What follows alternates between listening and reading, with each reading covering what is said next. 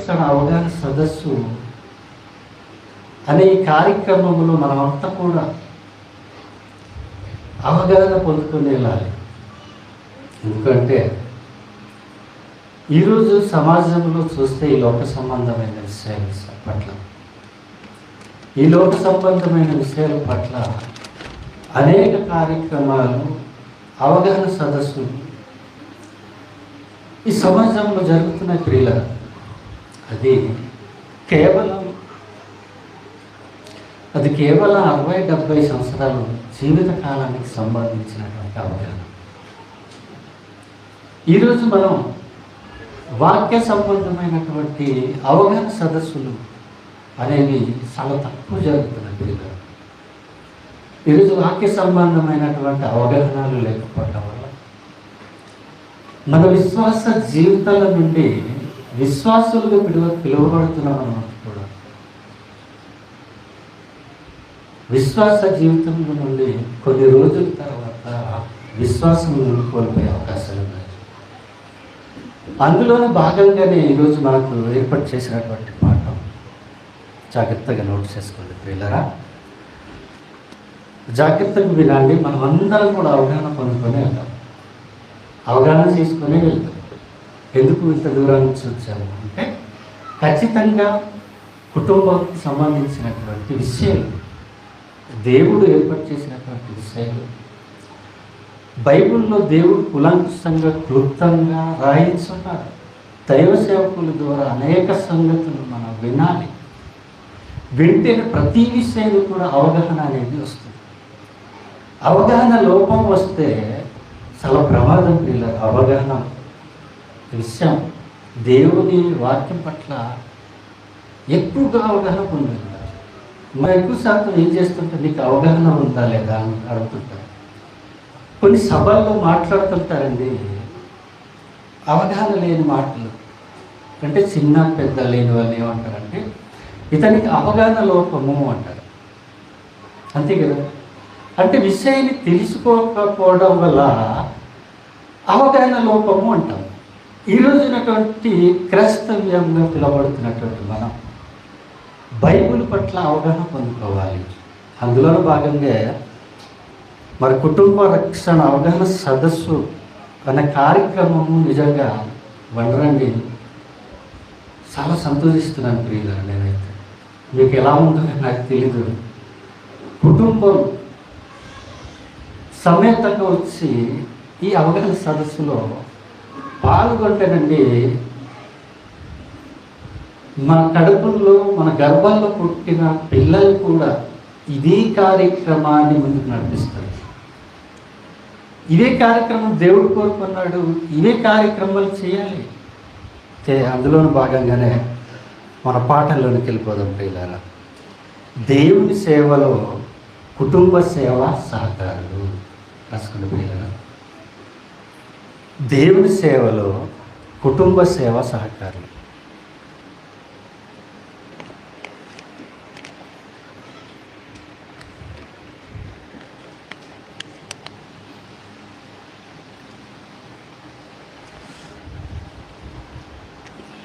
Right, రాసుకున్నారండి? రాసుకున్నారు కదా.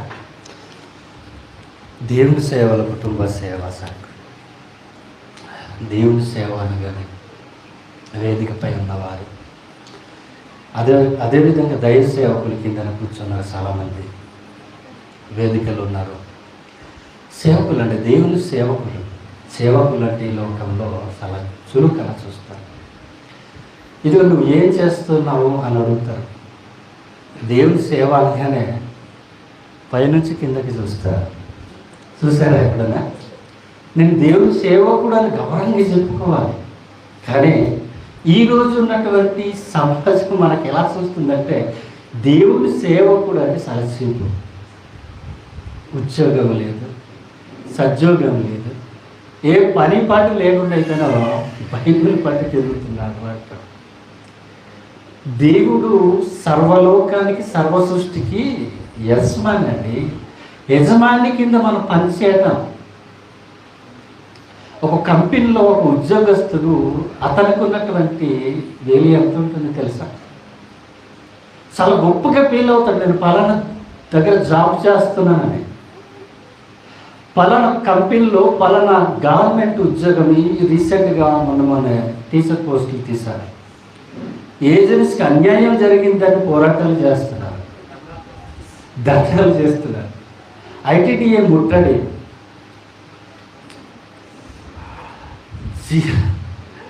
GO number 3 ఏమైపోయింది అంటారు, 1/78 ఏమైపోయింది అంటారు.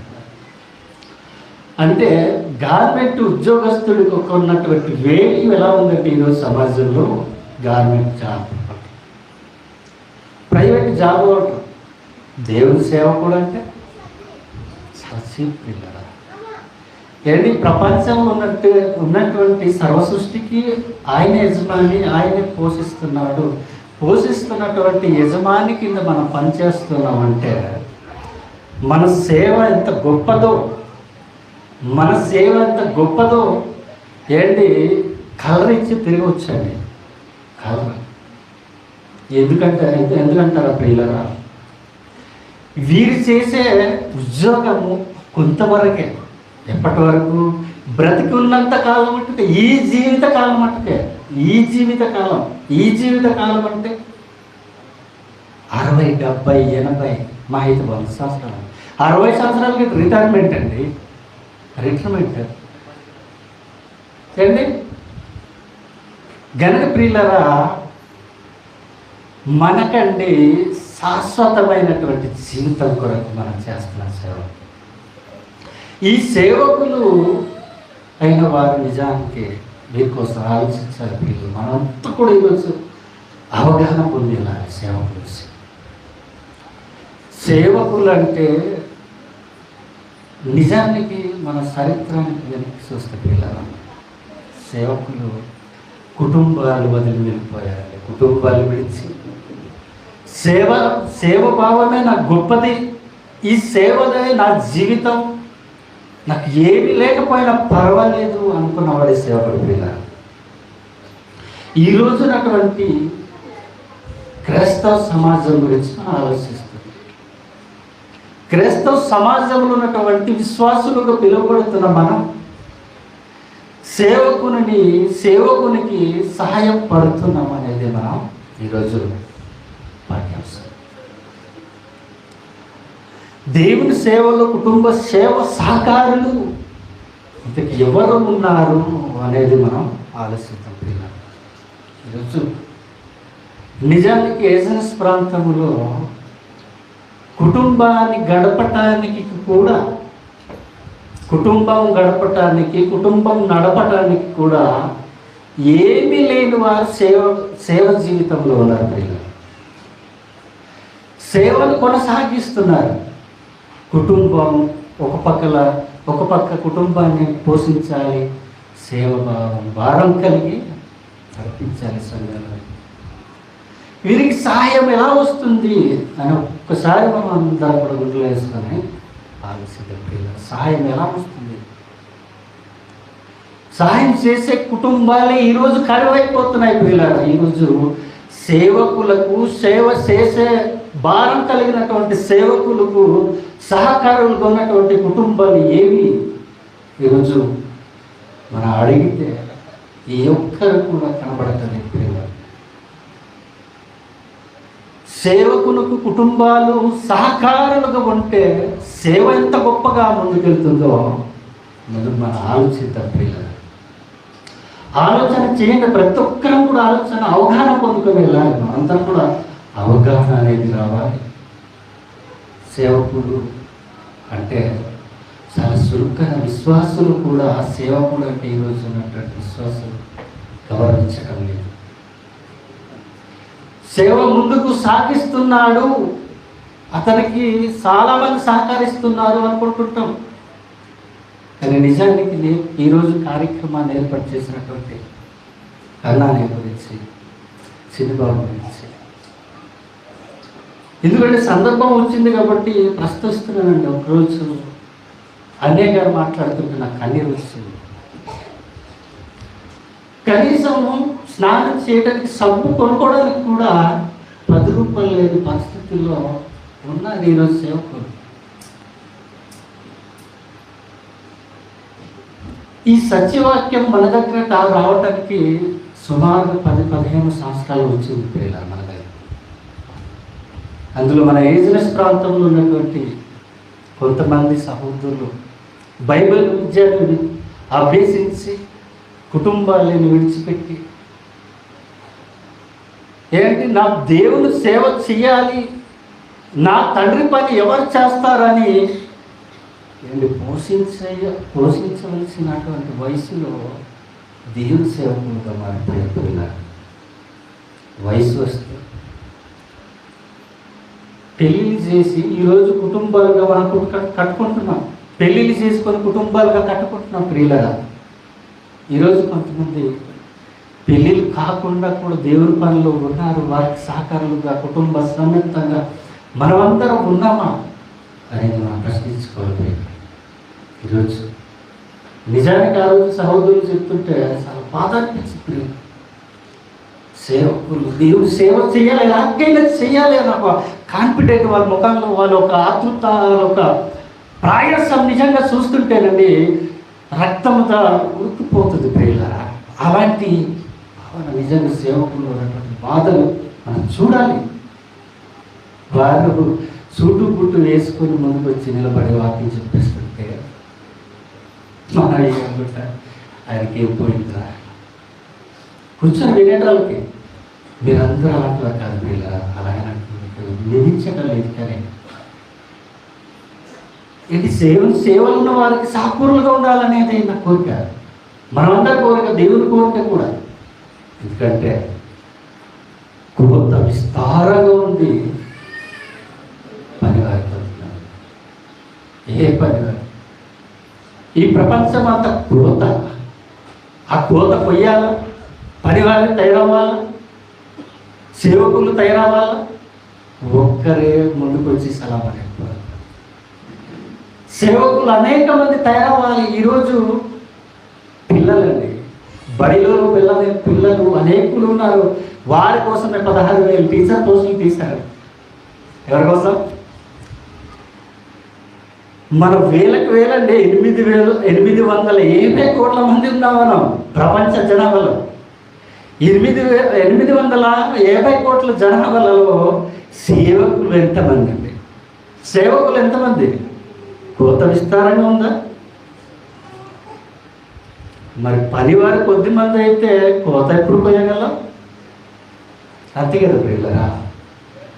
ఏంటి మనమందరం కూడా ఈ రోజు ఉన్నటువంటి విశ్వాస జీవితంలో మనమంతా కూడా ఏమైపోయాము అని అంటే ఏంటి ప్రారంభంలో మనం దేవుడి దగ్గర మాట తీసుకొని వస్తాం పిల్లరా. చనిపోయినా బ్రతికినా నీకోసమే. ఎలాగైతే పెళ్ళిళ్ళు చేసుకున్నారు ఏంటి భార్య భర్తలుగా చనిపోయేంత వరకు మేము కలిసి కట్టుకు ఉంటాము అనుకుంటారో అదేవిధంగా దేవుడికి వచ్చిన మనం కూడా ఏ రోజు వరకు కూడా మన విశ్వాస జీవితం కొనసాగాలి. దేవుని దగ్గర వార్తలు చేసుకుంటాం. ఇలా మనం ఆలోచించుకొని వెళ్తే ప్రియులరా, నిజానికి ఒక పాడే ప్రాంతంలో ఇప్పటి వరకు తరగతులు నడపబడుతున్నాయి అంటే కారణం పాడేరులో కానీ, అరకులో కానీ, అనేక పరిసర ప్రాంతాల్లో కానీ జేబిఆర్ సెంటర్లు ఉన్నాయి, రీసెర్చ్ సెంటర్స్ ఉన్నాయి. ఇవన్నీ కూడా నడపబడుతున్నాయి అంటే కారణం కొంతమంది కుటుంబ సహకారులు ఉన్నారండి. కుటుంబ సహకారులు ఉన్నారు. కొన్ని కుటుంబాలు ముందుకు వస్తున్నాయి.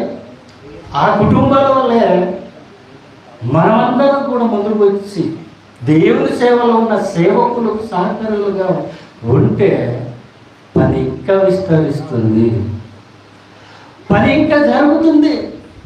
ఏంటి ఆకలితో పనిచేసేవారు ఉన్నారు. ఏంటి ప్రయాణించడానికి ఛార్జీలు లేక ఇంట్లో ఉండిపోయేవారు ఉన్నారు. మన సిబిటి కాలేజ్ ప్రిన్సిపాల్స్ అండి, లెక్చరర్స్, గవర్నర్స్ ఇలా చాలామంది నిజంగా వారు ఒక ఆశ దేవుని సేవ చేయాలి, ఏదో విధంగా కార్యక్రమం అనేది జరగాలి, అందరికి వాక్యం వినిపించాలనే ఆలోచనతో కలిగి ఉంటున్నారు. ఇప్పటి వరకు ఈ కార్యక్రమాలు కూడా నిలిచిపోకుండా ఉన్నాయంటే కొన్ని కుటుంబాల సహకారాల వల్ల, కొన్ని కుటుంబాలు ముందుకు రావటం వల్లే, వారిని ప్రోత్సహించటం వల్లే, సహాయం చేయటం వల్లనే ఇప్పటి వరకు కొన్ని అనేక మందిని బోధకులుగా తయారు చేసుకుంటున్నాము, అనేక మందిని విశ్వాసులుగా తయారు చేస్తున్నాం. అంటే కారణం సహాయ సహకారాలు అందించటం. ఇక మనం కూడా ఈ వాక్యం అనేది, ఈ అవగాహన సదస్సు అనేది అవగాహన పొందుకున్న తర్వాత మా కుటుంబం ద్వారా నేను సేవకులకు ఎలా సహకరిస్తున్నాను అని కుటుంబ సమేతంగా ఆలోచించండి. భార్యాభర్తలకు కూర్చొని నా కుటుంబం తరపున దేవుని సేవకుడికి సహకారంగా ఉన్నానా లేదా, ఉన్నానా లేదా అని ప్రశ్నించుకోండి, ప్రశ్నించుకోవాలి కదా. అప్పుడే కదా కార్యక్రమం అనేది అభివృద్ధి చెందుతుంది, మన విశ్వాస జీవితం అనేది ముందుకు నడుస్తుంది. నేను దేవుడి సేవలో, దేవుల్లో ఉన్నాను అనడానికి రుచి ఏంటి? నీ క్రియలే కదా, నీ పనులే కదా, నీ సహాయం చేస్తే కదా. దేవుడు యేసుక్రీస్తు అన్నారండి, ఏమన్నారంటే, మీ కొరకు నేను ప్రాణం పెట్టాను కనుక నీ పొరుగు వారి కొరకు నీ ప్రాణం పెట్టబద్దులవై ఉన్నారు. యేసుక్రీస్తు వారు మన కోసం చనిపోయారా? నిన్ను వల్ల నీ పొరుగు వారిని ప్రేమించన్న మాట ఏంటి? ఇది చెప్పటం వరకే, పాటించడం లేదు. యేసుక్రీస్తు వరకు మనం ప్రాణం పెట్టాడు, మనం కూడా మన సహోదరుల నిమిత్తం ప్రాణం పెట్టబద్దులం ఉన్నామంటే యేసుక్రీస్తు వారి వల్ల సిలువ వేసుకోమనే లేదు. ప్రియులరా, నీ దేహానికి ప్రాణం ఏది? రక్తం. నీ రక్తాన్ని చెమట రూపంగా కష్టపడు, నీ కష్టజీతం నుంచి సేవకుడికి సహాయం చేయు, నీ ప్రాణం నీవు పెట్టబద్దులా ఉన్నావు, పెట్టేస్తావు. అలాంటి వారే బైబిల్లో కొంతమందిని సుధప్రియుల యేసుక్రీస్తు కాలంలో యేసుక్రీస్తు వరకు సహకరించినటువంటి కొంతమందిని మనం చూద్దాం. ముందుగా ఎగ్జాంపుల్గా ఒకటి చెప్తాను. ఎగ్జాంపుల్ చెప్పిన తర్వాత మనకి వెళ్దాం. ప్రియులరా, అర్థమవుతుందండి? క్షమించండి, ఫస్ట్ టైం అందరి ఎదుట, ప్రజల ఎదుట నిలబడి మాట్లాడడం మొదటిసారి క్షమించాలి. కొన్ని మాటలు తడబడతాయి, ఎస్టిమేట్ చేసుకోండి. ఓకే ప్రియులరా, మరి యేసుక్రీస్తు కాలం మనం నమ్ముకున్నటువంటి ప్రభువుల వారు ఉన్నారు కదండి. 2000 సంవత్సరాల క్రింద వచ్చిన తర్వాత దానికి ఎగ్జాంపుల్గా ముందుకు చెప్తాను. ఈరోజు ఉన్నటువంటి వివాహ కార్యక్రమానికి వివాహ కార్యక్రమానికి మన కుటుంబీకులందరినీ పిలిచి, బంధుమిత్రులందరినీ పిలిచి కూర్చోబెట్టి మాట్లాడుకుంటాం, అంతేనా? ఇదిగో మా ఇంట్లో నా కొడుకు ఉన్నాడు అనుకోండి, నా కుటుంబ సభ్యులందరినీ పిలిచి, ఇదిగో నేను పెళ్లి చేయాలనుకుంటున్నాను నా కుమారుడికి అని పిలిచిన తర్వాత మీరు సహాయం చేస్తారా లేదా అని అడుగుతాం, అంతే కదా? ఇది మనకు బాగా అర్థమవుతుంది. ఏంటి పెద్దలు ఏమన్నారంటే చెప్తారు, వివాహ కార్యక్రమం జరిగేటప్పుడు పెద్దలందరినీ కూర్చోబెట్టి, ఇదిగోండి నాకు ఇంతవరకే నాకు సరిపోయేటట్టుగా ఉంది, మీలో ఎవరైనా సహాయం చేస్తారా అనగానే పెళ్ళి కదండి, అనేక మందిని పిలుస్తాం. ఇలాగే ఈరోజు పిలిచామా? ఈరోజు అనేక మంది వచ్చారు. ఇలాగనే మనకన్నా ఎక్కువ జనాలు వస్తారు, మనకన్నా ఎక్కువ జనాలు, వందలు 500 1000 మంది 2000 ఇలా వస్తారు కదా. వీళ్ళకందరికీ ఎంత ఎస్టిమేషన్ అనేది పెడతాం. వీళ్ళకి ఇంతమంది వస్తారు, ఇంతమంది బంధువులు ఉన్నారు, ఇంతమంది చుట్టాలు ఉన్నారు, వీరందరికీ కాటి పంచాలి. మరి పంచడానికి విందు చేయడానికి ఎలా? ఇక్కడ ఆగిపోతామండి, తల ప్రాణం తోటకి వస్తుంది. ఎందుకు? వివాహ కార్యక్రమం.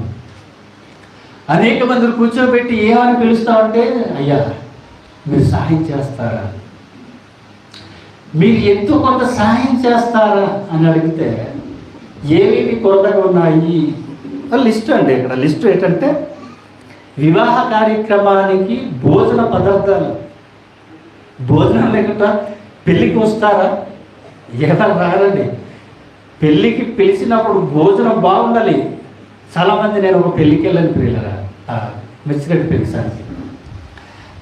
పెంచానికి వెళ్తే భోజనం బాగుందా, నేను చెప్పకుండా భోజనం బాగుందండి అని అక్కడ ఉన్నటువంటి యజమాని అడుగుతున్నారు. పిల్లలు బాగుంది, బాగాలేదంటే బాగుంటుందా? చెప్పండి, బాగాలేదంటే బాగుంటుందా? సూపర్ అండి, బాగుంది, చాలా చక్కగా చేశారు అంట. అంటే ఇవన్నీ మీకు ఎందుకు చెప్తున్నానండి ప్రియులారా, ఒక కార్యక్రమం జరగాలంటే ఒకరికి సహాయపడుతున్నాం. నా ఫైట్ గమనించండి. ఒక కార్యక్రమం జరగాలంటే సహకారులను కోరుకుంటున్నాం. నువ్వు ఒక్కటివే చెయ్యలేవు కనుక నీ బంధువులను అడుగుతావు, లేక మీ అన్నదమ్ములకు సహాయం కోరుతావు. ఇలా ఎంతమందిని కూర్చోబెట్టి, ఊళ్ళో గ్రామస్తులందరినీ కూర్చోబెట్టి సహాయం చేయమని అడుగుతాం. ఇక్కడ కావలసినటువంటి మెటీరియల్స్ చదువుతారు. ఇదిగో ఇది కొరతగా ఉంది, చికెన్ బిర్యానీ చేయాలనుకుంటున్నాను, చికెన్ 300 కేజీలు, బిర్యానీ 300 కేజీలు, మటన్ 300 కేజీలు, చేప ఫ్రై 300 కేజీలు. ఇవన్నిటిని కూడా ఏంటి మనం ఏం చేసుకుంటాం అంటే సహకారులుగా కోరుకుంటాం. ఇవి అన్నీ కూడా భోజన పదార్థాలు రావాలంటే ఏంటి ఎంతమంది ముందుకు వచ్చేస్తారంటే నేను సహాయం చేస్తాను, ఇదిగో నేను చికెన్ చేస్తాను,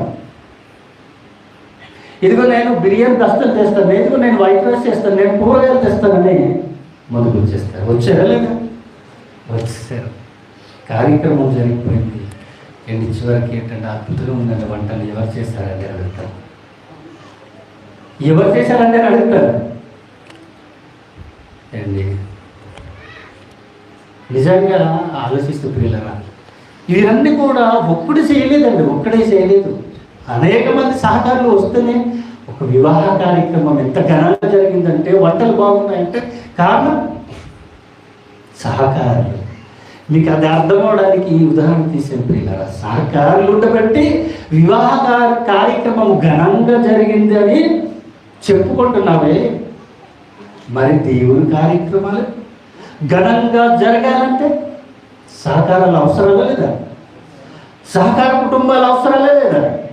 కుటుంబ సమేతంగా పెళ్లికి సహాయం చేసావే, ఒక కార్యక్రమానికి సహాయం చేసావే, ఇన్ని కార్యక్రమాలకి నువ్వు సహాయపడుతున్నావు, నువ్వు ఇన్ని కార్యక్రమాలు జరగడానికి సహాయపడుతున్నావా అని మనం ప్రశ్నించుకోవాలి. పిల్లలు మనం ప్రశ్నించుకోవాలి. మరి ఎన్నో కార్యక్రమాలు నెలకి జరుగుతున్న సదస్సులు మనం అందరం కూడా సహకారాలు కొన్నాం. ఇక్కడ యేసుక్రీస్తు వారి మొదటి శతాబ్దంలో, యేసుక్రీస్తు వారి కాలంలో సహకారులు కొంతమంది ఉన్నారు. పిల్లలు మనం చదువుకుందాం. యేసుక్రీస్తు కాలంలో ఎవరెవరు సహకారులుగా ఉన్నారు అనేది మనం ఒకసారి చూద్దాం. లూకా సువార్త ముందుకెళ్ళిపోతాం పిల్లరా. లూకా సువార్త 8వ అధ్యాయము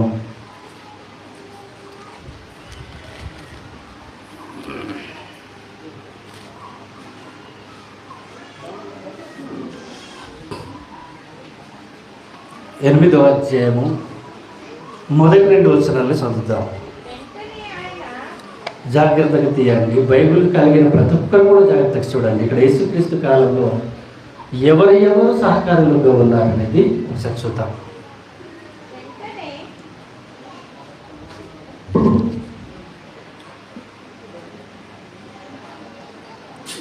ఓకే పిల్లలు చదవండి.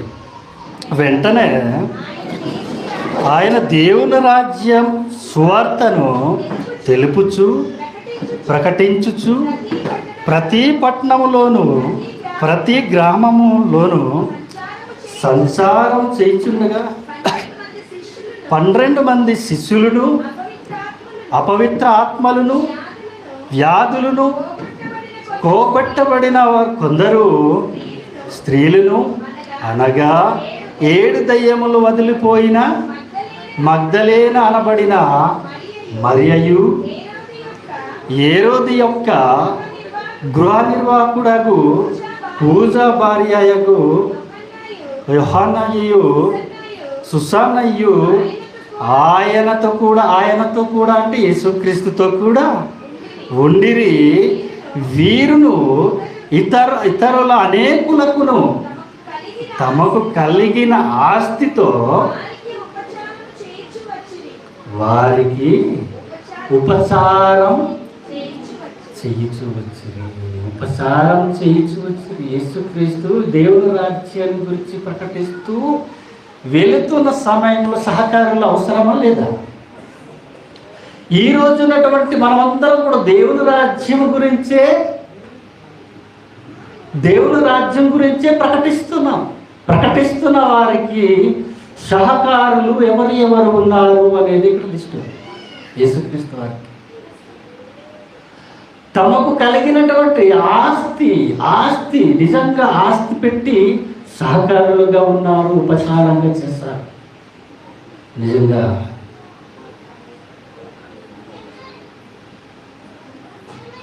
సహోదరులు సిబిటి ప్రిన్సిపాల్ గారండి, గుర్రాల తోటలో తరగతులు జరిగేటప్పుడు తనకు ఏ విధమైన సహాయం కూడా వచ్చేది కాదు. ఎందుకు చెప్తున్నా సందర్భం వచ్చింది కాబట్టి చెప్తున్నా. దగ్గర ఉండి ఉపచారం చేసినటువంటి ఒక కుటుంబం, ఎన్నో కుటుంబాలు ఉన్నాయి. ఆ కుటుంబాలు ఇంతవరకు కూడా వాక్యం విస్తరించడానికి గల కారణం ఇదిగో, మా కుటుంబం, మేమున్నాము, మీరు ముందుకెళ్ళండి, కార్యక్రమం ఆగకూడదు, దేవుని రాజ్యము సువార్త అనేది విస్తరించాలి అని సహకరించినటువంటి సహకార కుటుంబాలు ఉన్నాయి. పిల్లలు ఈ ప్రాంతంలో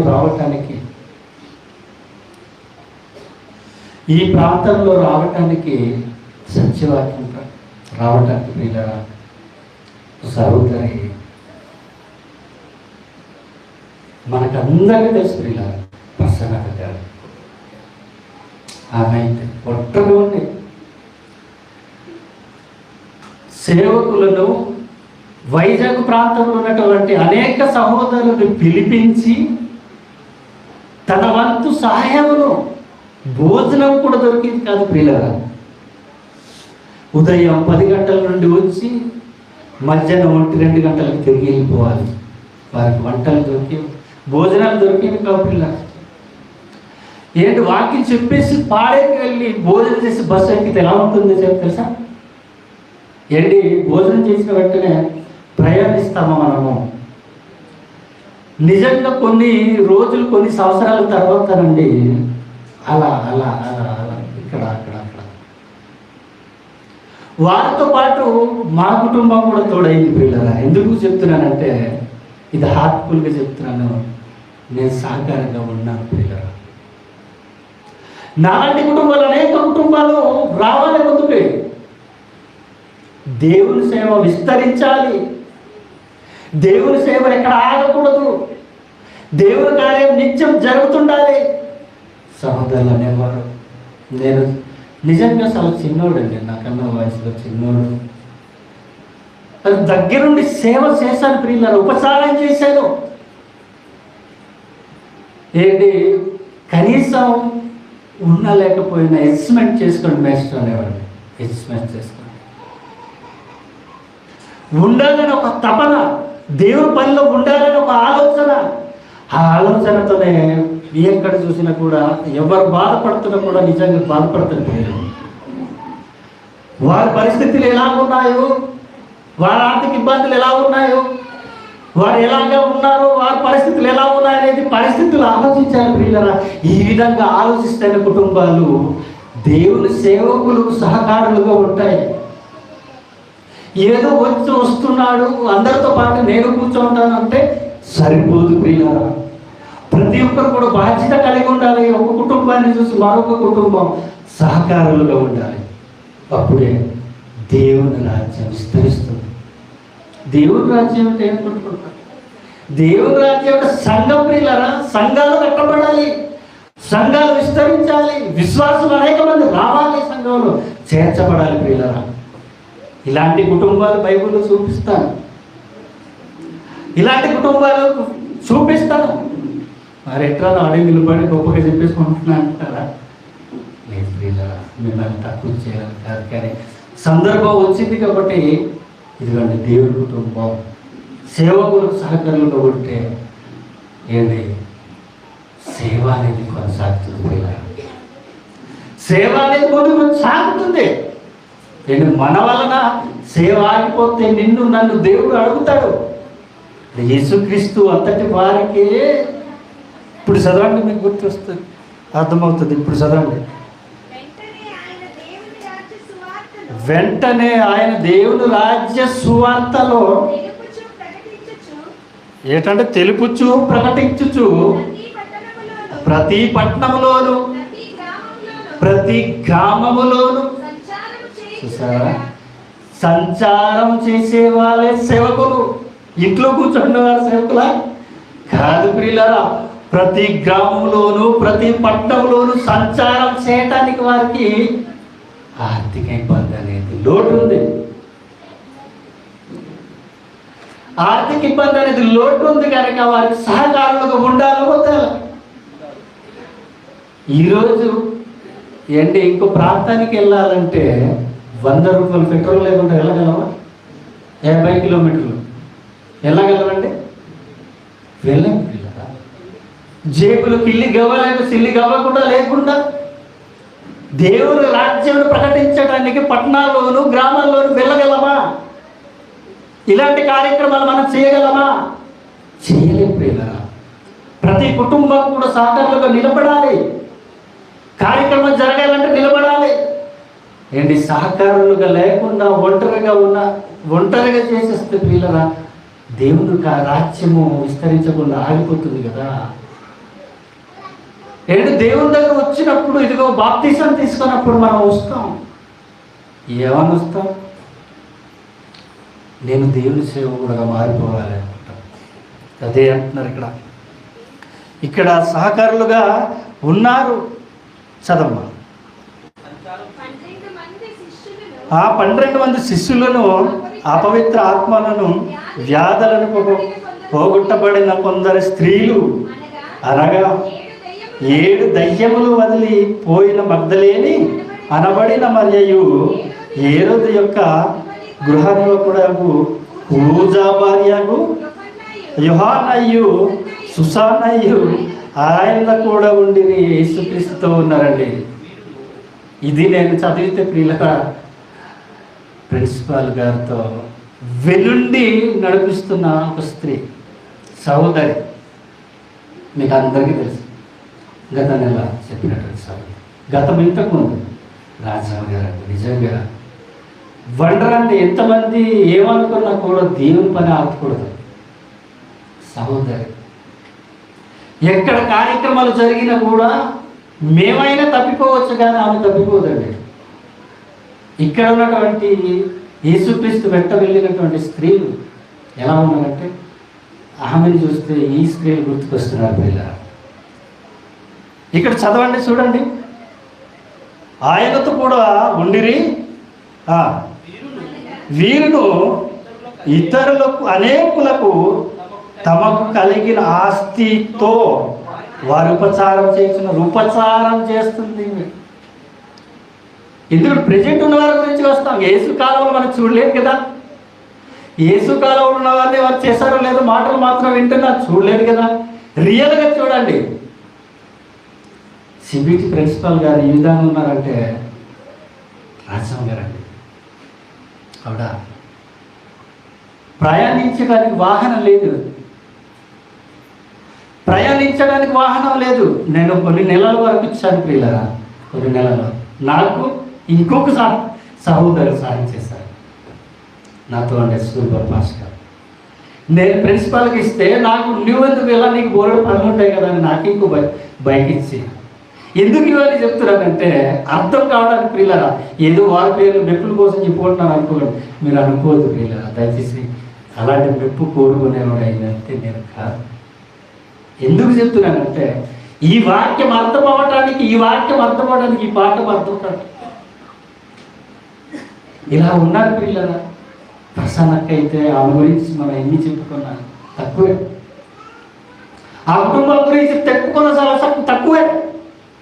సేవకులను పోషిస్తున్నారు, జీతభత్యాలు ఇస్తున్నారు, వాళ్ళ అవసరాలు తీరుస్తున్నారు. అలాంటి కుటుంబాలు ఉండబట్టే ఈరోజు మన చేతికి బైబిల్ వచ్చిందంటే ఒకసారి ఆలోచించండి పిల్లలు. యేసుక్రీస్తు అంతటి వారికి, శిశువులు వారికి అంత అక్కడ ఉన్న వాళ్ళందరికీ అనేకులకి తమ ఆస్తి అమ్మి ఉపచారం చేసిరి అని ఉంది. ఆస్తి మన ఇంట్లో ఏంటండి ఆస్తి? ఒక ఇల్లు ఒక ఆస్తి, బంగారం ఒక ఆస్తి, ఇంట్లో ఉన్న పశువులు ఒక ఆస్తి, మేక ఒక ఆస్తి, భూములు ఆస్తి. ఇవన్నీ కూడా మనది కాదు. ఇదిగో దేవుడి పనులు ఉన్న వారికి సాకులుగా ఉందాము అనుకున్నారు అక్కడ ఉన్న స్త్రీలు. ఈ రోజు ఉన్న వారు కూడా కొంతమంది కుటుంబాలు అలా ఉన్నాయి ప్రియుల. ఎందుకు? వాళ్ళకి అర్థమైపోయింది కాబట్టి వారి ఆస్తులు అమ్ముకొని ఉపచారం చేస్తున్నారు. ముందుకెళ్ళిపోదాం త్వరగా.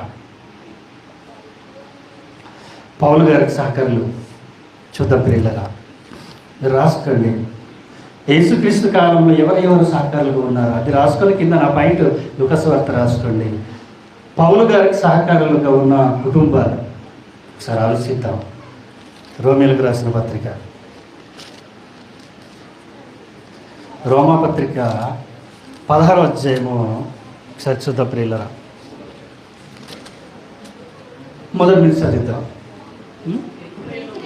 కెంక్రేలో ఉన్న సంఘ పరిచారకుల అను మన సహోదరుడు ఆ పరిశుద్ధులకు తగినట్టుగా ప్రభువునందు చేర్చుకొని ఆమెకు మీ వలన కావలసినది ఏదైనా ఉన్న యెడల ఆ సహాయం చేయవలెనని ఆమెను గురించి మీకు సిఫారసు చేయుచునను పౌలు గారు అంటున్నారండి. ఆమె అనేకులకు నాకును సహాయురాలై ఉండెను. ఇప్పుడు సహోదరి రాజమ్మ గారి విషయమని ఆలోచిస్తున్నాను. ఈమెకు సహాయకురాలుగా ఉన్నారు. అదేవిధంగా ఇక్కడ ఒక కుటుంబాన్ని పరిచయం చేస్తున్న 3వ వచనంలో ఆ కుటుంబాన్ని పరిచయం చేస్తున్నారు. క్రీస్తు యేసునందు ఇక్కడ చూడండి, క్రీస్తు యేసునందు నా జత పనివారైన ప్రిస్కీలకును అకులకును నా వందనములు చెప్పుడి. వారు నా ప్రాణము కొరకు తమ ప్రాణములను ఇచ్చుటకై తెగించిరి. ప్రాణాలంటే ఇందాక చెప్పాను కదా పిల్లరా, దేహానికి ప్రాణం రక్తం. పౌలు గారి కోసం అంట ఏం చేశారట? ప్రాణం ఇవ్వడానికి సిద్ధపడిపోయారటండి. సేవకుల కొరకు.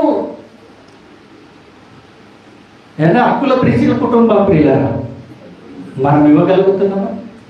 సేవకులకు ప్రాణం ఇచ్చేంత వరకు కష్టపడుతున్నామా? లేదని చెప్పారు, ఒప్పుకోవాలి. లేదు ప్రియులారా, ప్రాణం ఇచ్చేంత సేవకులకు మన సేవకులకు సహకరిస్తున్నామా? సాయం చేస్తున్నామా? వీళ్ళు ఈ కుటుంబం చూసి నేర్చుకుంటారు. ఈ కుటుంబము పౌలు గారికి ప్రాణం ఇవ్వడానికి కూడా వెనకాడలేదంటే ఈ కుటుంబం ఎంత గొప్పది.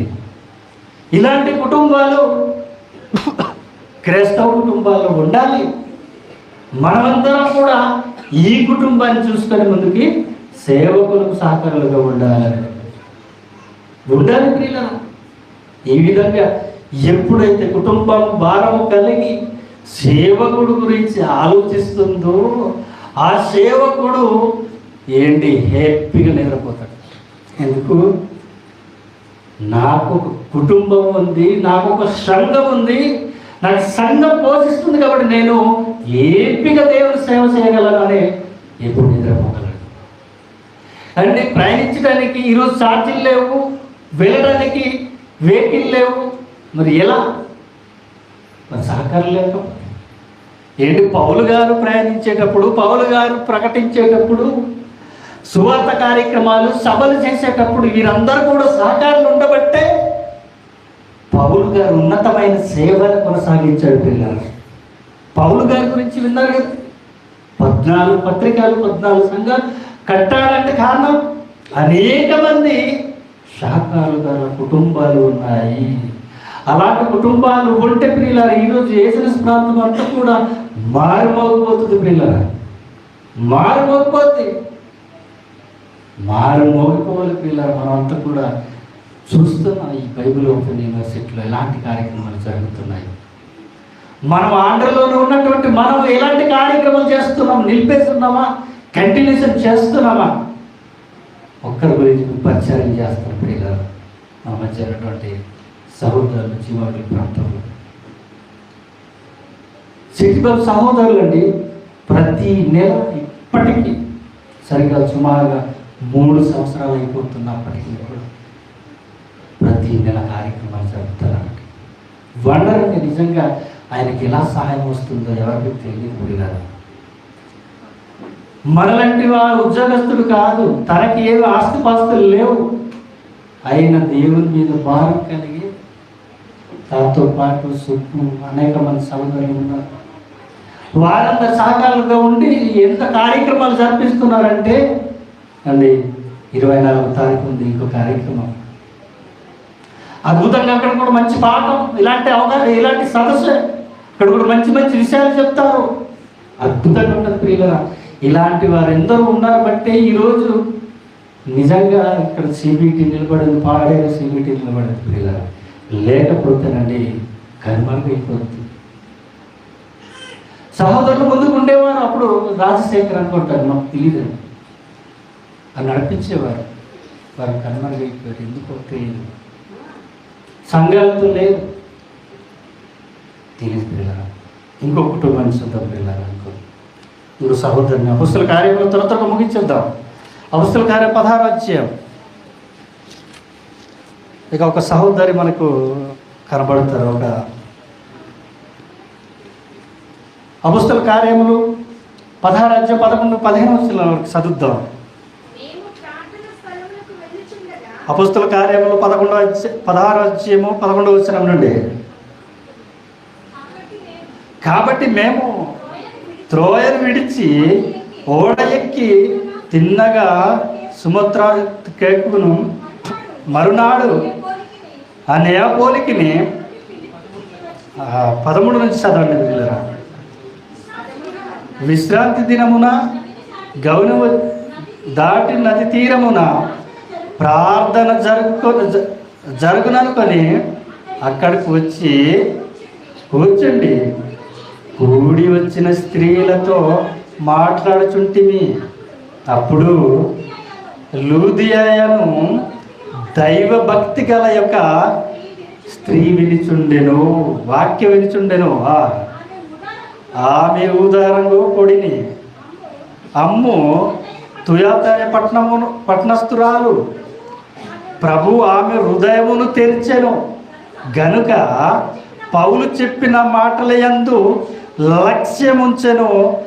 ఆమె ఇంటి వారును బాప్తీసం పొందినప్పుడు ఆమె నేను ప్రభువునందు విశ్వాస గలదనని మీరు ఎంచితే నా ఇంటికి వచ్చి ఉండుడని వేడుకొని మమ్మల్ని బలవంతం చేసిన. ఇది పౌలు గారికి నిజంగా బాప్తీసం తీసుకున్న కుటుంబం సేవకులను ఎలా ఆహ్వానిస్తుందండి చూడండి. ఈ భక్తి పర్వాలు సేవకులను ఆహ్వానించి మా ఇంట్లో ఉండి సేవ కొనసాగించండి బలవంతం చేస్తుంది. ప్రియులరా, బలవంతం చేస్తారా మీరు? ఎప్పుడు వెళ్ళిపోతారా సేవకుడు, మన పనులు చూసేసుకోవచ్చు అనుకుంటాం. మన ఇంటి వస్తున్నాడు ఏం చేయాలనుకుంటాం, అంటామా లేదు చెప్పండి మనస్ఫూర్తిగా. మాటికి వస్తున్నాడేంటి? ఇలా ఉంటుంది ప్రియుల. నిజంగా దేవుని సేవకుడు వస్తున్నాడంటే దేవుడే వస్తున్నాడు అనుకోవాలి. దేవుని వాక్యం పడుకొని వస్తున్నాడంటే మన ఇంటి నుంచి దేవుని సేవ సాగుతుందంటే నువ్వెంత అదృష్టవంతురాలు, ఎంత అదృష్టవంతుడు. నీకు దీవెనలే. సేవకుడు నీ ఇంటికి వచ్చాడంటే నీకు దీవెనలే ప్రియులరా. దీవెనలు ఆహ్వానించుకోవాలి. అందుకే క్రీస్తు మన కోసమే అంటాడు. ఒకటి బొరియలు నక్కలకు బొరియలుండును, ఆకాశ పక్షులకు గూడు కలవు. మనుషుని కుమారుడికి తల వంచుకొనుటకు స్థలం లేదంటే, అంటే సేవకుడు వస్తుంటే సరుక్కుంటారా లేదా? ఎప్పుడు వెళ్ళిపోతాడు ఆ పని చేసుకోవాలి. ఇలా ఉండద్దు అంటాడు. అదే యేసుక్రీస్తు డైలాగ్ వేశాడు. యేసుక్రీస్తు లోకంలో వచ్చినప్పుడు యేసుక్రీస్తుకి ఎవ్వరు ఆహ్వానించలేదు ప్రియులారా. యేసుక్రీస్తు వాక్యం పట్టుకున్న వారిని ఎవరిని ఆహ్వానిస్తున్నారా? లేదు. పడుకోవడానికి ఇల్లు లేదు, ఉండడానికి ఒక చోటు లేదు, స్థలం లేవు, ఉండడానికి ఏం లేవు. నిజంగా అన్నిటికీ ఉన్నాయట, కానీ సేవకుడికి ఇల్లు లేదటండి. ఉన్నాయా సేవకులకి ఇల్లు? ఉన్నాయా? మంచి మంచి ఇల్లు కట్టుకున్నారా సేవకులు? లేదు పిల్లలు. అద్దె ఇల్లు. అద్దె గడవాలంటే సేవకుడు ఏం చేయాలి? అది ఊరిగా సహాయం చేయాలి వద్దా? ఉండటానికి మరి అద్దె ఇల్లులో పౌలు గారు కూడా అద్దె ఇల్లులో ఉన్నారటండి, డేరాలు కుట్టుకొని. మరి వీళ్ళకి ఏ వృత్తి లేదు కదా, సేవకులకి ఏ వృత్తి లేదు, ఏ ఉద్యోగం లేదు, ఏం లేదు. వాళ్ళు ఎలా గడుపుతారు? ఇవన్నీ ఆలోచించాలి వద్దా? కుటుంబ సమేతంగా మనం అందరూ కూడా ఆలోచించవలసిన విషయాలు పిల్లలు. ఇవన్నీ కూడా ఆలోచించాలి. వాళ్ళు ఎలా గడుపుతున్నారు, వాళ్ళు ఎలా జీవిస్తున్నారు, వాక్యం చెప్తున్నారు కదా, ఇవన్నీ కూడా మన మనసులో పెట్టి వెళ్ళాలి, అవగాహన పొందుకోవాలి. అదే అంటున్నారు ఇక్కడ, దైవ భక్తి గల స్త్రీ విన్నది. పౌలు గారు చెప్తున్న మాటలు విని వారి ఇంటి వారందరూ కూడా బాప్తిసం తీసుకొని పౌలు గారిని బలవంతం చేశారు. ఇక్కడ ఉండి మీరు సేవ చేయండి అంటే ముక్తంగా ఉన్నాడు కదా సేవకుడు. అనేక ప్రాంతాలు తిరిగారు కదా, అనేక ప్రాంతాల్లో సేవ చేయాలి. కాబట్టి పౌలు గారు ఉండలేదు పిల్లలు. త్వరగా వెళ్ళిపోదాం ఏంటి. వీరందరూ సహకారంగా ఉండటం వల్ల సేవ సాగింది ప్రియులారా. అపొస్తలులకు సహకారులుగా ఉన్న కుటుంబాల గురించి మనము ఆలోచించి మనం ముగించేద్దాం ప్రియులారా. చాలా టైం. అపొస్తల కార్యములు మొదటి అధ్యాయము. మీకు అంత విషయం చెప్పాను కాబట్టి 2వ అధ్యాయము 41వ వచనం నుండి చూద్దాం ప్రియులారా. ఇక్కడ అపొస్తల కార్యములు 2వ అధ్యాయము 41 నుంచి. కాబట్టి అతను వాక్యం అంగీకరించిన వారు బాప్తిసము పొందిరి. ఆ దినమందు ఇంచుమించు 3000 మంది చేర్చబడి సంఘంలో చేర్చబడ్డారు. ఎవరు ప్రకటిస్తున్నప్పుడు? పేతురు గారు వాక్యం ప్రకటిస్తున్నప్పుడు ఇంచుమించు 3000 మంది సంఘంలో చేర్చబడేది. వీరు ఎలాగున్నారంట చూడండి ప్రియులారా. 42వ వచనం. వీరు అపొస్తల బోధ యందును, సహవాసమందును, రొట్టె విరుచుట యందును, ప్రార్థన చేయుట యందును ఎడతెగక ఉండిరి. తెగిపోలేదు వారు ఒక విశ్వాస జీవితం. వీరందరూ కూడా పేతురు గారు వాక్యం విని విన్నవారు. వీరు ఎలా ఉన్నారంటే ఎప్పుడు ప్రార్థన చేసే విషయంలోనూ, అపొస్తల బోధ యందును, సహవాసమందును, రొట్టె విరుచుట యందును, ప్రార్థన చేయుటందును ఎడతెగక ఉండు. ఎప్పుడు కూడా ఎడబాటుగా లేదంట ప్రియులారా. ప్రారంభ సంఘంలో ఉన్నటువంటి కుటుంబాలు ప్రియులారా, ఆ కుటుంబాలు ఎలా ఉన్నాయంటే కిందికి వచ్చేసరికి మనకు అర్థమైపోతుంది ప్రియులారా. జాగ్రత్తగా 43వ వచనం నుండి చదువుతాం. అప్పుడు ప్రతి వానికి భయం కలిగెను. 44వ వచనం చదవండి. విశ్వసించిన వారందరూ ఏకముగా ఒకటిగా కూడి తమకు కలిగినదంతయు సముష్టిగా ఉంచుకొని. ఇది మెయిన్ పాయింట్ ప్రియులారా. సంఘములు సముష్టిగా ఉంచుకోవటం లేదు కనుకనే సహకారులుగా ఉండలేకపోతున్నాం. సంఘంలో సముష్టిగా ఉండాలంటే సంఘంలో వస్తున్న కుటుంబాలంతా కూడా ఒకటిగా ఉండాలి, ఏకముగా ఉండాలి. సేవకుడు సహకారులుగా ఉండాలంటే అక్కడ వస్తున్న కుటుంబాలంతా కూడా ఒకటిగా ఉండాలి, ఒకే మాట ఉండాలి. ఇదిగో సేవకుడు కుటుంబం గడపాలంటే సేవకుడు ముందుకు వెళ్ళాలంటే మనమందరం కూడా సేవకుడు సహకారులుగా ఉండాలా వద్దా? ఖచ్చితంగా ఉండాలి. సేవకుడు సేవ కొనసాగాలంటే కుటుంబ సమేతంగా సంఘంలో సమష్టిగా ఉంచుకోవాలి. ఏంటి ఉంచుకోవాలని ఆలోచిస్తూ ప్రియులరా, సంఘములు చాలా అవసరతలు కొరతలు ఉన్నాయి. ఒక చర్చ్ ఇదిగోండి, మనకున్నటువంటి ఈ కాలేజీ నడవడానికి సంఘంలో ఉన్న వారందరూ కూడా భారం కలగాలి. ఇక్కడ అదే అంటున్నాడు 43 వచనంలో 44 వచనంలో, విశ్వసించిన వారందరూ ఏకముగా కూడా తమకు కలిగినంత సమష్టిగా ఉంచుకొనిరి.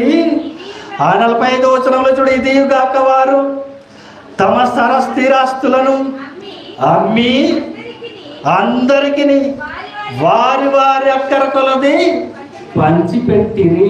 ఎవరు బాబు మీటింగ్ పెడతామంటారు, 100 రూపాయలు ఇవ్వండి అంటే సనుక్కుంటాం, ఇస్తే నేనేమైపోతానా అని. ఇదిగో పలానా తారీఖున 24వ తారీఖు ఇదిగో సఫలమైన ప్రాంతంలో క్రీస్తు వాక్య పరిచయం అవుతుంది, మీ సహకారులు సహాయం అందించండి అని కోరుతున్నారు. ఎంతమంది ఇస్తున్నాం? ఎంత సహాయం చేస్తున్నాం? 30 తారీఖు పాడేరులో సాహసశాలి ఉపేంద్ర అన్య గారు తమ్ముడు 30 తారీఖు వస్తున్నారు. తప్పిలా ఎంతమంది సహకారులుగా ఉంటున్నాం? వ్యక్తిగతంగా ఆలోచించాలి, కుటుంబ పరంగా ఆలోచించాలి.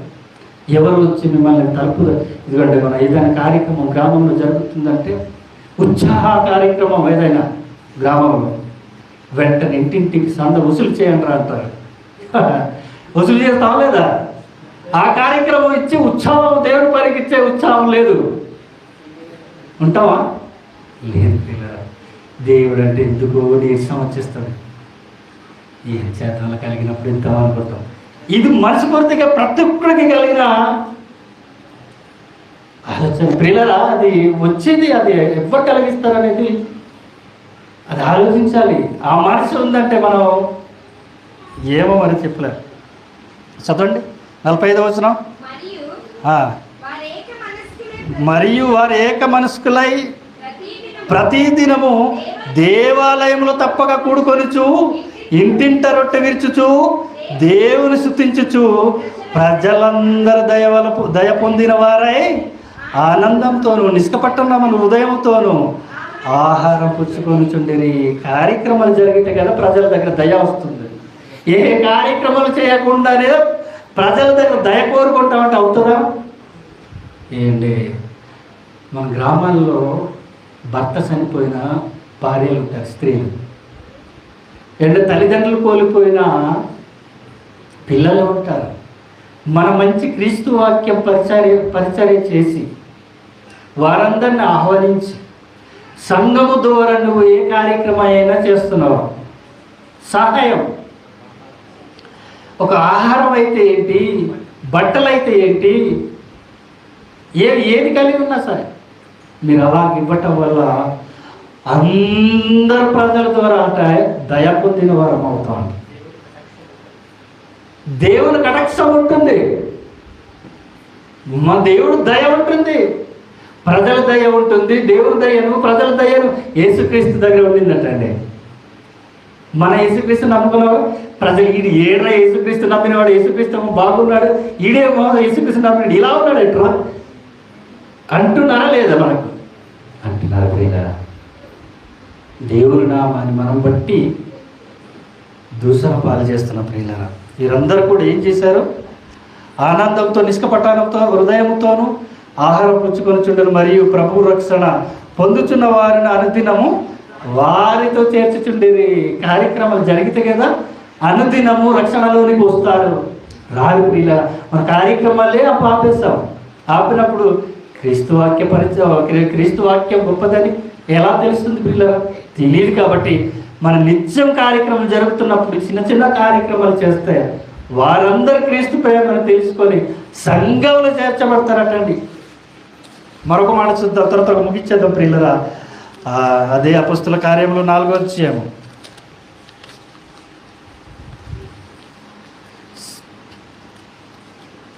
క్షమించండి. కొరింథీయులకు రాసిన 2వ పత్రిక దగ్గర వెళ్దాం. కొరింథీయులకు రాసిన 2వ పత్రిక. త్వరగా ప్రియులారా, ఇక్కడ ఉన్నటువంటి ప్రారంభ సంఘంలో ఉన్నటువంటి కుటుంబాలు ఎలా ఉన్నాయనే దాన్ని ఒకసారి ఆలోచిద్దాం. కొరింథీయులకు రాసిన 2వ పత్రిక 9వ అధ్యాయం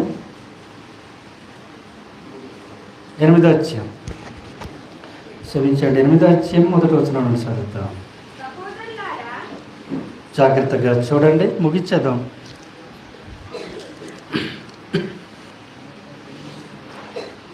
మొదటి వచనం నుండి చదువుతాం ప్రియులారా.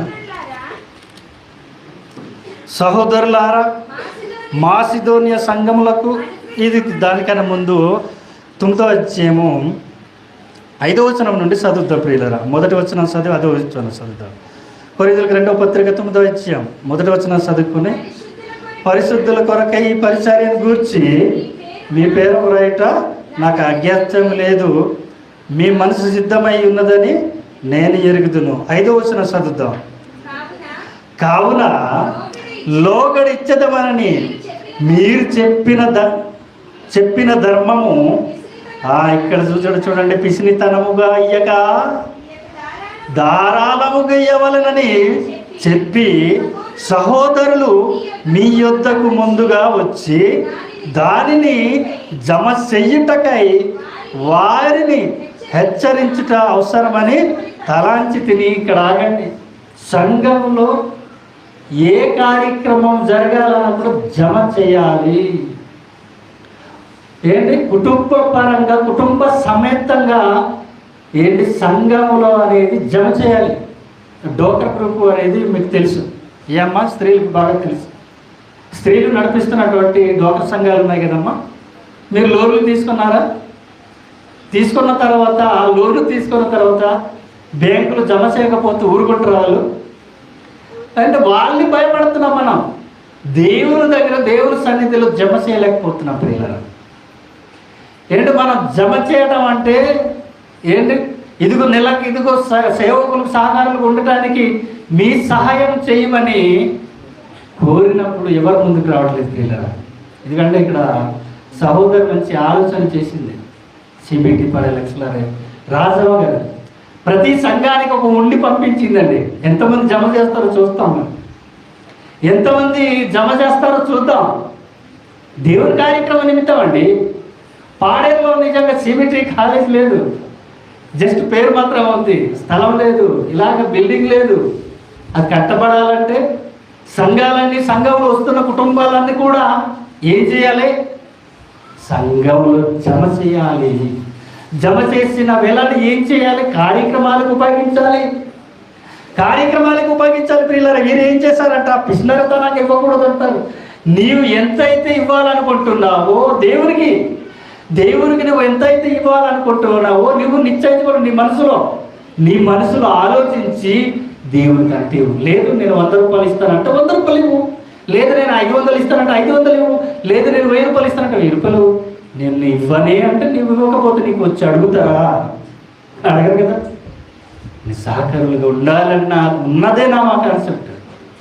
మనమందరం కూడా దేవుని పనిలో ఉన్నాము, సజీవులుగా ఉన్నాము. ఏంటి? బ్రతికున్న క్రియలతోనే ఉన్నాము అనటానికి ఏంటి? అదే ఆదర్శం. అంటే నువ్వు సహకారిగా ఉన్నావు అంటే నువ్వు బ్రతికే ఉన్నావు.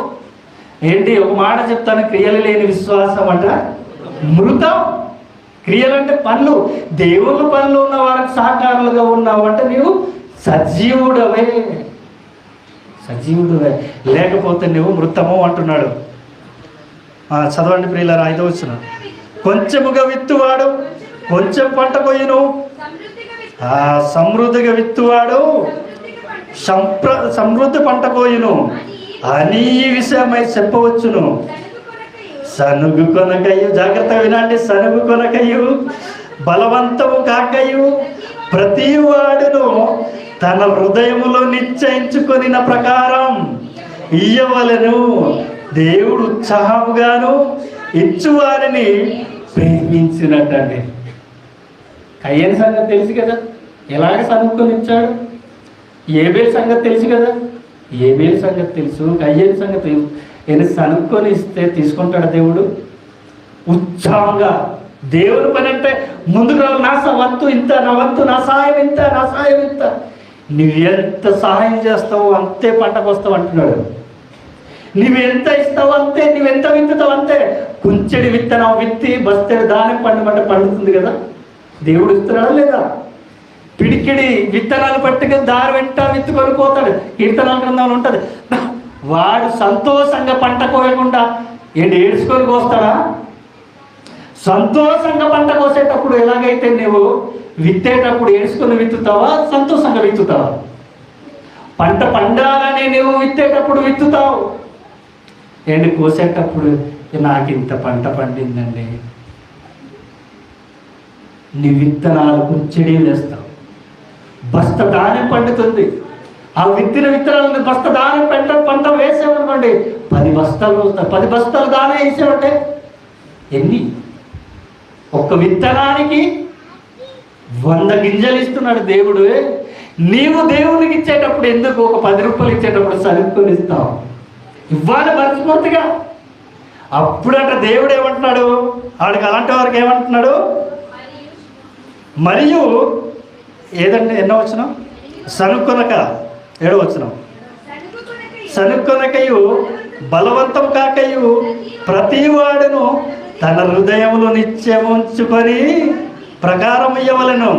దేవుడు ఉత్సాహంగా ఇచ్చువానిని ప్రేమిస్తాడటండి. నీవు ఇచ్చేవా? ఈరోజు సాయం చేసేవా? మళ్ళా నీకు ఇస్తాడు. ప్రేమించేనంటే మాట ఏంటండి? నీ పిల్లల్ని నువ్వు ప్రేమిస్తున్నావా? నువ్వు కొన్న బొమ్మ పాడైపోతుందని తెలుసు, అది పాడైపోయిన వెంటనే మళ్ళీ ఇంకొక బొమ్మ కొన్ని ఇవ్వాలని ఆశపడుతున్నావే. నీవు దేవుని సేవకులకు సహాయం చేసినప్పుడు నీకు దేవుడు ప్రేమించి మళ్ళా ఇవ్వాలని ఇచ్చే మనసు ఇస్తాడు. పిల్లగా మాకెక్కడ డబ్బులండి, మేము సేవకులకు సహాయం చేస్తాము అనుకుంటున్నారా? చూద్దాం. 8వ అధ్యాయము కొరింథీయులకు 2వ పత్రిక 8వ అధ్యాయం 1వ వచనం నుండి చూద్దాం. ఇక్కడ ఉన్నటువంటి మాసిదోనియలో ఉన్న సంఘం వాళ్ళు ఏం చేస్తున్నారట ఒకసారి ఆలోచించండి. సహోదరులారా, మాసిదోనియను సంఘములకు అనుగ్రహింపబడి ఉన్న దేవుని కృపను గురించి మీకు తెలియజేయుచున్నాను.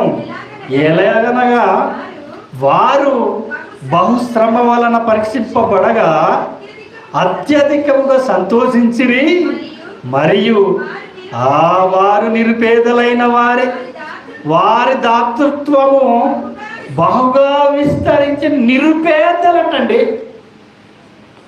నిరుపేదలంటే తినడానికి తిండి లేనివారు, పిల్లలు ఉండడానికి ఇల్లు లేనివారు, కట్టుకోవడానికి బట్టలు లేనివారు, నిరుపేదలైన వారే దాతృత్వ విషయంలో నువ్వు 10 రూపాయలు సహాయం చేయమని సేవకులు ప్రకటన చేస్తే దానికి మించి 10 కన్నా 10 కలిపి సహాయం చేశారట ప్రియులరా.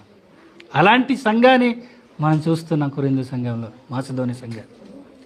మన సంఘాల్లో ఉన్నటువంటి కుటుంబీలు ఎలా ఉన్నామనేది ఆలోచన చేద్దాం ప్రియులరా. మనం అంతా కూడా ఈ విధంగా మన ఆలోచన చేసి దేవుని పనిలో ఉన్నటువంటి సేవకులకు దేవుని సేవలో ఉన్నటువంటి సేవకులకు కుటుంబ సమేతంగా దేవుని సేవలు ఎంత సాయం చేస్తున్నాం అనేది మనం ఆలోచించాలి ప్రియులరా. గనుక మనం అందరం కూడా విన్నటువంటి వాక్యముని మన హృదయంలో ఉంచుకొని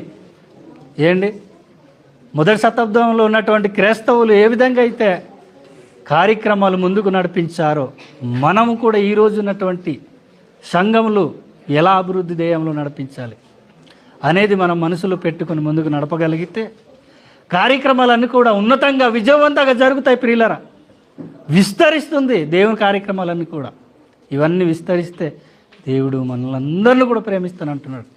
కాబట్టి మనమంతా కూడా ఆలోచన కలిగి ముందుకు వెళ్ళాలని కోరుతున్నాను ప్రియులారా. చివరికి ఒక మాటని చూసుకొని ముగించేద్దాం. ప్రియులారా. ఫిలిప్పీయులకు రాసిన పత్రిక, దేవుని సేవలో ఉన్నవారికి సహకారులుగా ఉన్నవారిని దేవుడు ఏమంటున్నాడంటే ఒక్కసారి చూసుకొని ముందుకు వెళ్దాం ప్రియులారా, ముగించేద్దాం. ఎఫెసీయులకు రాసిన పత్రిక ఆ ఫిలిప్పీయులకు రాసిన పత్రిక 4వ అధ్యాయం 3వ వచనం. అవును నిజమైన సహకారి ఆ స్త్రీలు క్లెమెంతుతోను నా ఇతర సహకారులు సువార్త పనిలో నాతో కూడా ప్రయాసపడిన వారు గనుక వారికి సహాయం చెయ్యమని నిన్ను వేడుకొనుచున్నాను. నా సహకారుల పేర్లు అద్ది లెక్క అనమాట, జీవగ్రంథములో వ్రాయబడి ఉన్నది. మన పేర్లన్నీ జీవగ్రంథంలో రాయబడాలంటే సహకారులుగా ఉండాలా లేదా? సహకారులుగా ఉండాలి ప్రియులారా. మనం అంతా కూడా సహకారులుగా ఉండాలని కోరుతున్నాను. ప్రతి కుటుంబం కూడా దేవుని సేవలు ఉన్న వారికి సహకారులుగా ఉంటేనండి సంఘాలన్నీ కూడా అభివృద్ధి పొందిపోతాయి ప్రియులారా. అభివృద్ధి చెందుతాయి. అభివృద్ధి చెంది అనేక కార్యక్రమాలు జరుగుతాయి. ఇలాగా మన సహకారులుగా ఉండకుండా మన పేరుని జీవగ్రంథంలో రాసుకోకుండా ఉంటే ప్రియులారా మనకి ఎక్కడికి వెళ్ళిపోతాం? నరకంలో వెళ్ళిపోతాం ప్రియులారా. నరకానికి వెళ్ళడానికి సంఘంలో చేర్చబడ్డామా? లేదు, నరకంలో వెళ్ళడానికి కాదు ప్రియులారా. జీవగ్రంథంలో మన పేర్లన్నీ కూడా వ్రాయబడాలి. కాబట్టి మనం అందరం కూడా బైబిల్లో చూసినటువంటి కుటుంబాల్లాగా ప్రస్తుతం ఉన్నటువంటి కొన్ని కుటుంబాలు మీకు చెప్పాను.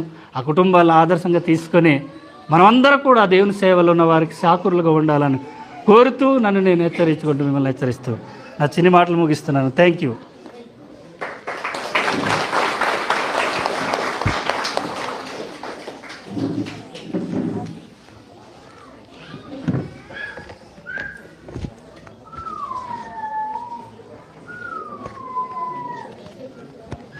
చెప్పేసాను.